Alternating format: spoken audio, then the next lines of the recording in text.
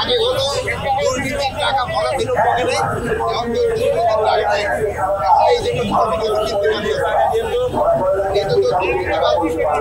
যাদের কাছে টাকা ছিল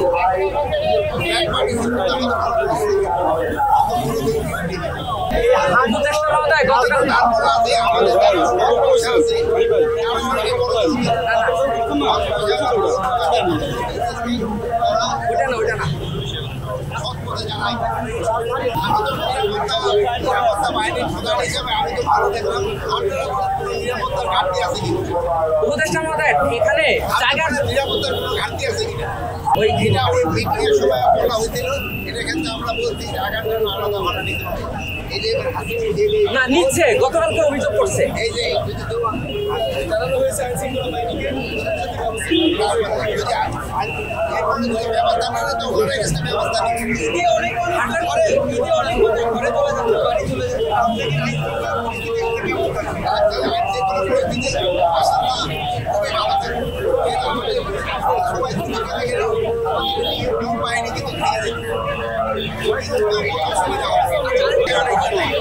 না না ভিতরে কাকা